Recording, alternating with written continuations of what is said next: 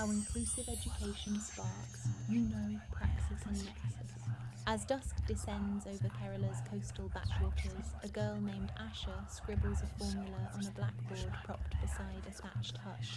The tide laps at the stilted platform beneath her feet, but her thoughts ripple far beyond.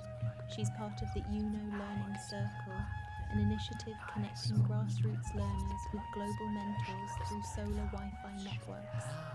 At age 16, she co-authored a paper on bioplastics made from banana fiber, recently cited at a climate summit in Nairobi. Her story isn't an exception, it's the next chapter in a deeper global shift. This is education through the triple engine of IQ, EQ, and AIQ, not as theory, but as nexus, where intelligence meets ethics, where praxis becomes policy.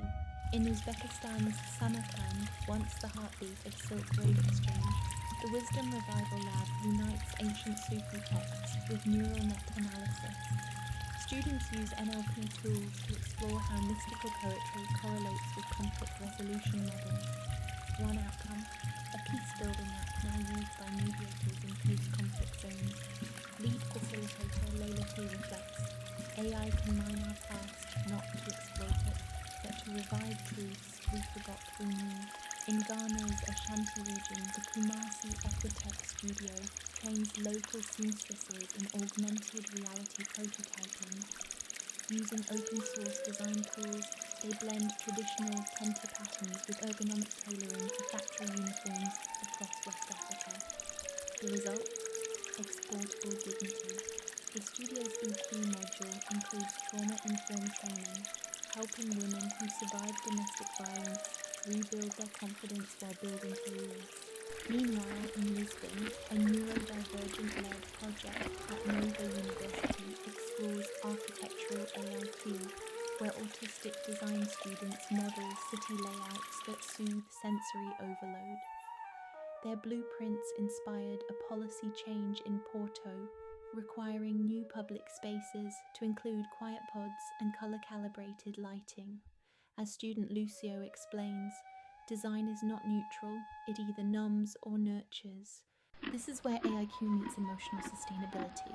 In the highlands of Guatemala, Mayan farmers use drone-assisted imaging to map crop health, cross-referencing satellite data with traditional almanacs.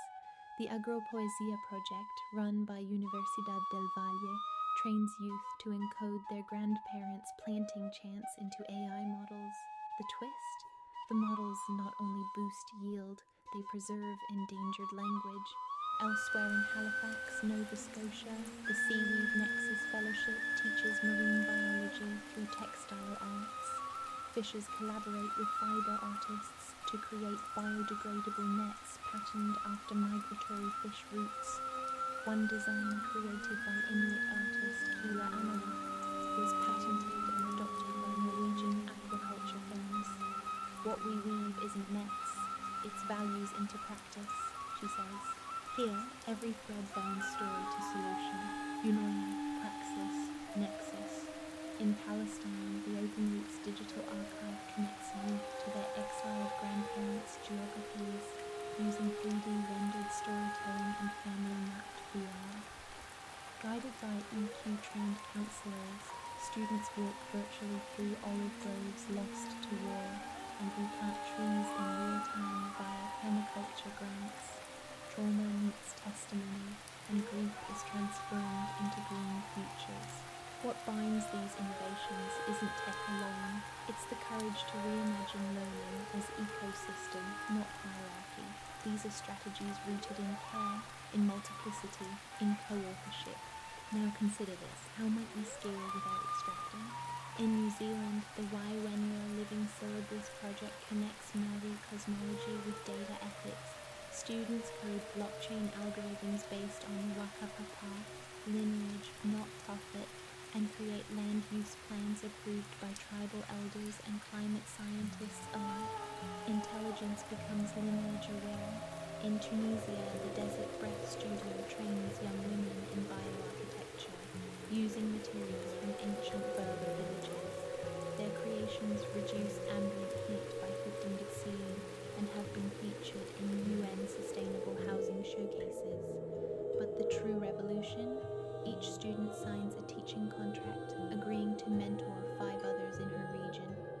system isn't just scalable, it's sacred.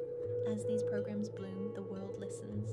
From refugee camps with makerspaces to soundproof city squares designed by neurodivergent minds, the new model of education resists extraction and fosters expansion.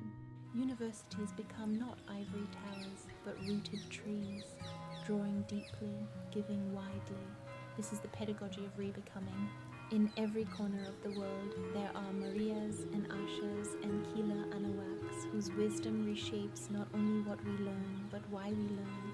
Euno reminds us of our shared humanity. Praxis calls us to act, to build, to fail better. Nexus binds them across cultures, disciplines, timelines. This is more than education. This is our species remembering how to grow. Subscribe, let's grow together.